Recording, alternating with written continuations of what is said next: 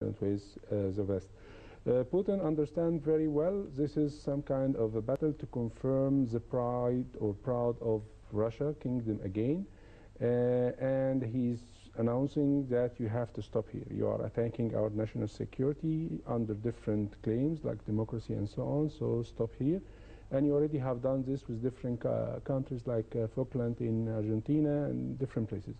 Now he's playing to have more allies in different places like China, Japan, Korea, and also in South America and different Arab countries. What I'm concerned, what will this impact us as a Middle East? Definitely. This type of tycoons fighting or tycoon conflict. How will it reflect?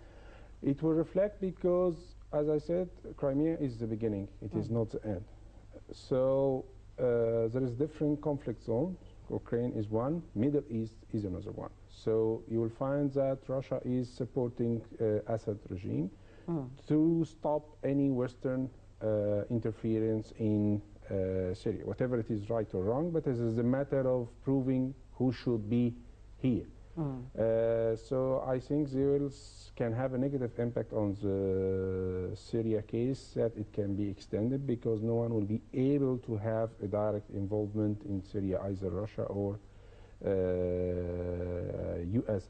In the same time, as you find in Egypt, they're starting to support us, either indirectly or indirectly, and I believe there will be enhancement in the economical and political interaction between Egypt and Russia, and even Saudi Arabia and UAE, because part of the defense systems that we are negotiating with Russia, part of it will be used or deployed with the joint forces that we are expecting to be deployed with UAE. So I think Russia needs to go strongly back to the Middle East as some kind of a proving themselves against the US. Yeah, leverage.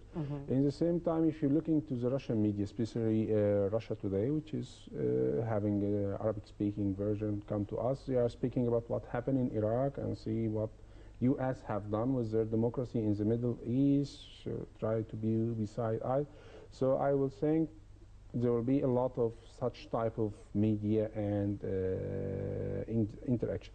Going back to the Ukraine crisis, the type of escalation will be either economically or politically. It will not reach a level of military escalation. This is my point of view so far, because even President Obama yesterday claimed we will not go for a direct conflict with Russia in Ukraine as a military action, but we may escalate the sanction of economic sanctions and political sanctions. In the same time, Russia will have a counter sanction, like they banned a couple of US officials from being in Russia or having business in Russia, and they are preparing for the economical sanctions to have another markets in Japan and China. Japan and China looking for their own interests, so they are willing to negotiate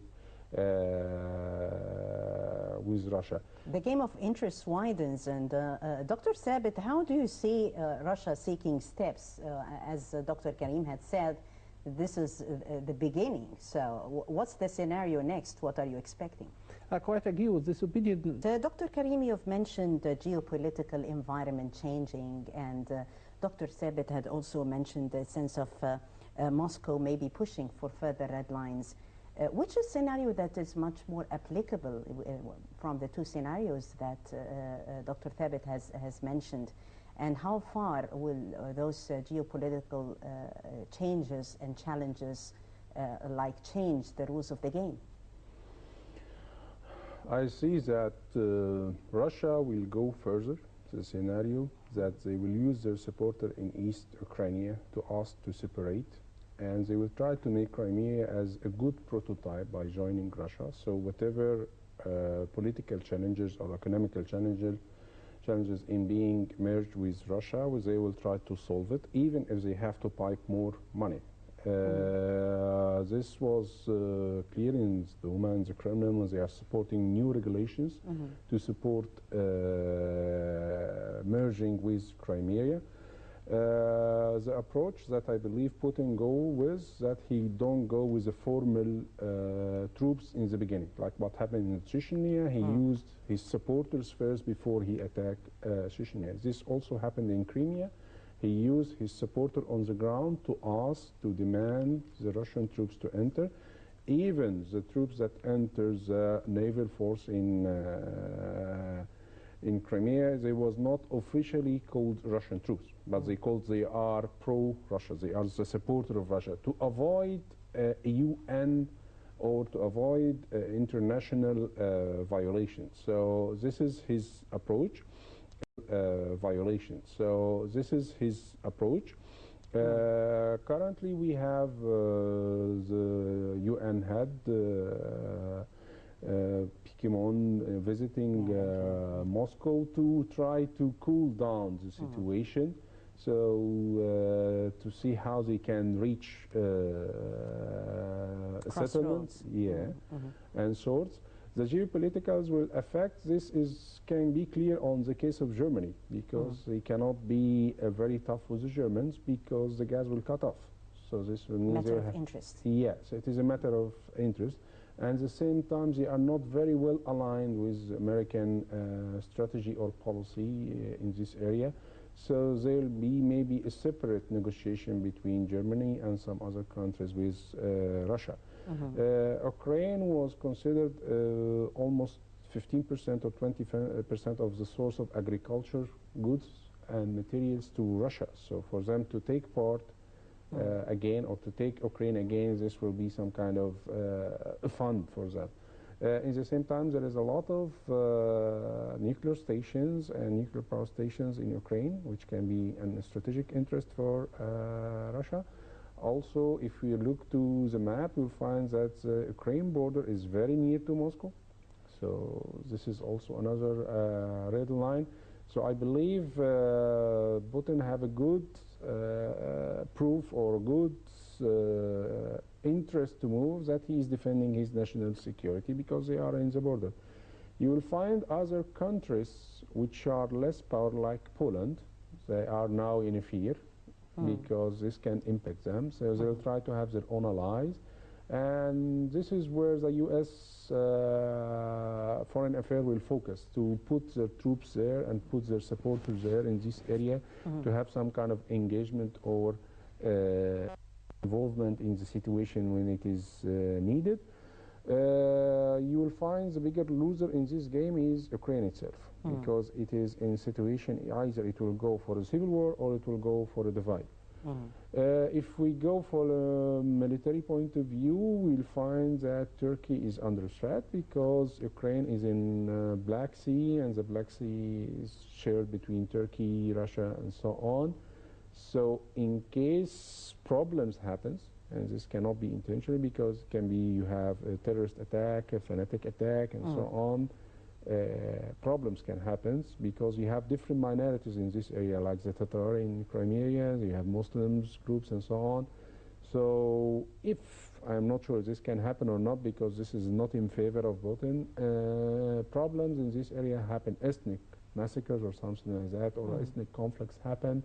This can bring the attention of the surrounding countries, like Turkey and so on, which can have trouble. In this case, we cannot favor to be a strong ally with Russia because you have ethnic groups like what happened in Bosnia and Kosovo and Sarajevo. So this will put challenges in the cooperations. And I think that Putin will try to avoid such type of conflicts because it have a negative impact with the relation with the Islamic and the Arabic world. Dr. Karim, more about playing the rules of the game. Will this game be played carefully? What sort of interests are going to be on the table, and will the rules of the game change later on? It depends how far the Russian administration is looking. If they are looking for the east of Ukraine only, then the West will try to minimize their losses and keep it like that. But if the Russian administration is looking to take all of the Ukraine again, I think this can be a big problem for Europe and big problem for US, and nobody will know how the escalations will go. So this will depend on the view of the Russian administration. In the same time, you don't know on the ground what will happen because you have an anti-Russian groups in Ukraine, attacks on Russians or Russians allies in Ukraine. which can raise interest of Russia to take actions in military action. So as long as this situation continue unstable and fragile stable, this will open a window for violence. If violence appears, nobody will know what it will go. In the same time, there is an ethnic relation, as we said. So ethnic relation in this region, because this region is famous that it is the window of all of the fear for Europe, because most of the big wars have started in this area. Even Egypt have involved in this war once in the 18th century, I believe. 1840. 1840 during Muhammad Ali, because Crimea was under the control of the Ottoman Empire, and we have joined the battles there, and we have lost a part of our naval forces there. So if violence started to appear on the surface, nobody can predict what will happen. If it will stand for this, and the ambitions of the Russian administration will stop for the east of Ukraine, I think the escalation will start to cool down. So it depends how the Russian administration goes, and it depends what will happen on the ground. Either violence appears. If violence appears, will be my biggest fear. I will not be happy, or nobody will be happy to see this zone is in conflict or in war or civil war or that, because it will not be easy, and it will be a bigger scenario of Sarajevo or Kosovo. So nobody will be happy to see this happen there. If you're looking for the impact of this conflict on the Middle East, I think there will be a negative impact on the Syrian case, because neither Russia or US will be interested to have a solution now, because they are not ready to sit together. But in other countries, maybe like Saudi Arabia and Egypt and UAE, I think an encouragement of increasing the relationship, either military or economically or politically, will be increased. In the same time, I think Germany will have their own interest on the table first, so they will have their own agenda with Russia. The countries which are fearing the expansion of the Russian in this area, because there is a historical risk of the USSR to come back again for east of Europe. So you'll find another ally which will be supported by there. So you'll find a new group of allies appearing, and as they are saying in the Russian media, it is not one single power anymore. They are a group of powers, but it is not just US and Russia. It will be a group of powers or group of allies, and it will not be purely East and purely West. It will be just kind of mixed, and it will depend on the region. So you'll have like a power ally in Middle East, you'll have power ally in East Europe, you'll have different power allies in Asia, you'll have power ally in South of America. So as Dr. Sabit said, there will be a movement in the allies and the strategic alliance in the near future. I expect that East Europe in the coming few years, they maybe have different political border changes soon, either limited or expanded, depend. On political geographical point of view, I think maybe the western border of Russia will have their own allies or a federal ally under the supervision of Russia. This will be like the most peaceful solution to try to avoid any economical challenges or political challenges. From my point of view, I hope it will stop on this level and will not exceed for an escalation or an conflict ethnic escalation in this area. Right, whether it will escalate or not, whether this scenario of Sarajevo or Kosovo is going to be repeated. Dr. Karim, what sort of repercussions do you think would be happening on solid grounds? And do you think that this scenario could happen or not? It can happen. Nobody can say it cannot. But the potential, what is the percent it can happen? So I think it is around 20 to 30%, depend on the situation. But the first thing will happen is that the US will try to involve not maybe as a military, but through the NATO, and they'll try to create an alliance, and they'll try to create a resistance groups inside Ukraine. And I think they will use the UN, but I don't think that the administration of Putin is making a lot of consideration for the UN. So it will maybe looking for NATO. This will be the most strategic importance, because if they consider it as a military threat, then they will have to take actions. What I see now that the U.S. will try to have their own bases in Poland and different countries near to Ukraine, even outside of the umbrella of the NATO. Maybe they use some kind of allies, military or militants or resistance, and different namings or different groups, but they will not leave it easy for Russia, because this means an expansion for Russia, because they cannot stop the Russian beer, as they said, for his ambitions. They have to stop him here, and this will be a big slap for Western U.S. foreign affairs in this area. But the problem using military forces, as Dr. Sabit said, it is not guaranteed. It is a quick solution, but the consequences nobody can guarantee, because if ethnic war happen. But is the tactics that are happening on the ground like giving any sort of clues that this might happen? The tactics say we are ready. Russia saying we are ready for this. But there is cautious. Yeah, we are. Our hands are on the triggers, and we can do it. And Ukraine knows that they cannot stand alone in front of Russia, and they need the U.S. support and the European support. The Europeans said no, we'll not go for a direct conflict with the U.S. This was a direct speech. U.S. is trying to make excuse that they cannot be directly in this conflict. So they are trying to use their ally in Poland and different other countries to have some bases, but still it is a shy attempt. They are sending a couple of F-16s, almost 16 or something. So it is not of a matter of a big military moves that can stop Russian invasion if Russia started to do. But Putin doesn't need the Russian invasion, because he have already a good political ground, because he have a lot of supporters in Ukraine. He have a lot of historical relation between Russia and Ukraine. So I think he will start with the political pressure first, like what he did in Crimea.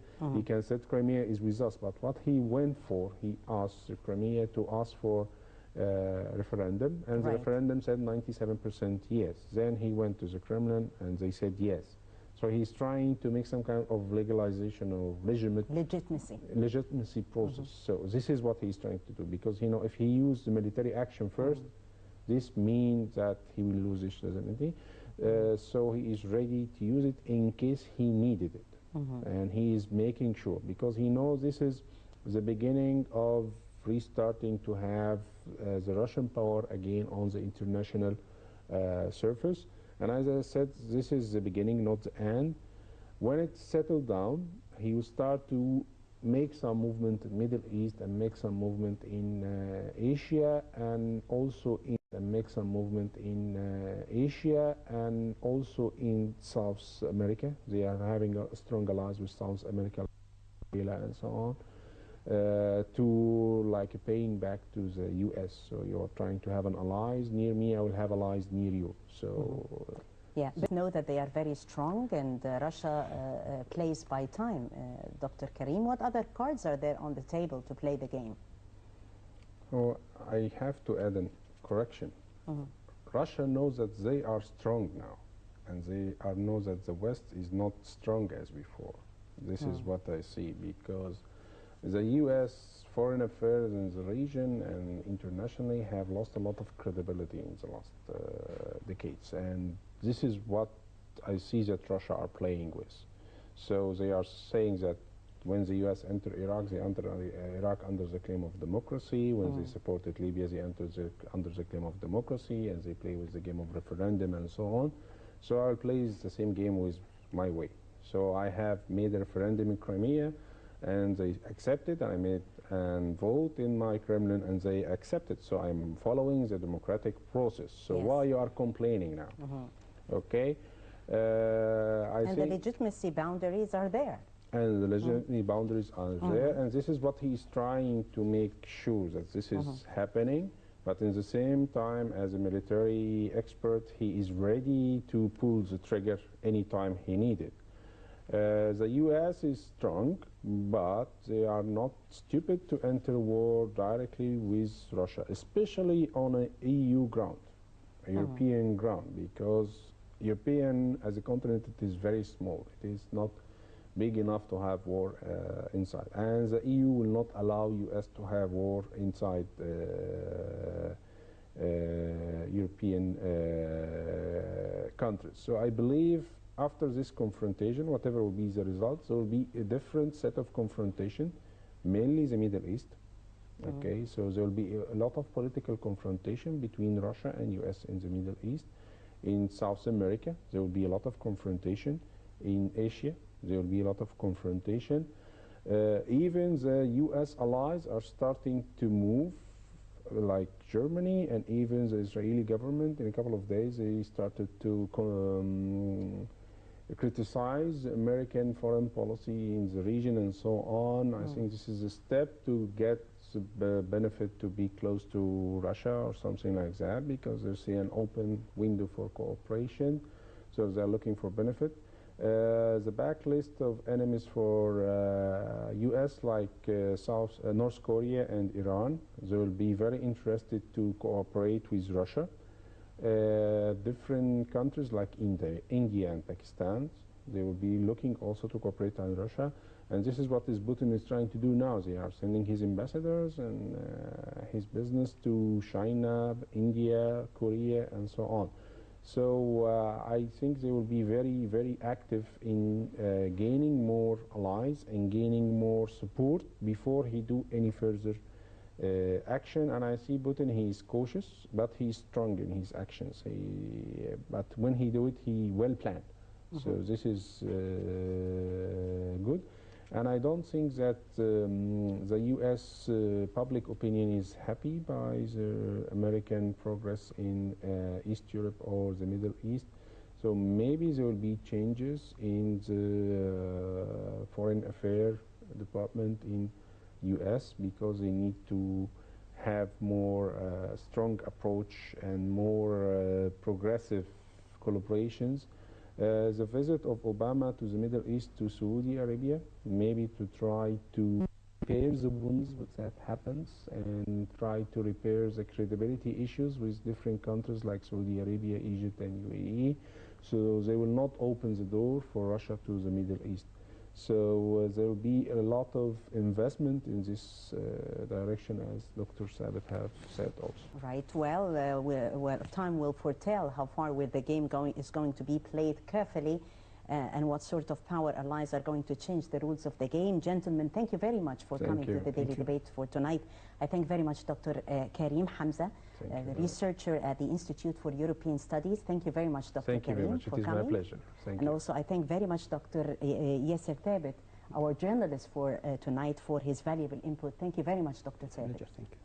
And thank you, dear viewers, for joining us. That was the Daily Debate for tonight. Many questions were on the show. Will the game be played carefully between Russia and Ukraine, and why Crimea is important to both Russia and Ukraine, and what sort of leeway will the West give Putin? More was on the show, and that was the Daily Debate for tonight. And I'm Taghreed Hussein, thanking you all for watching.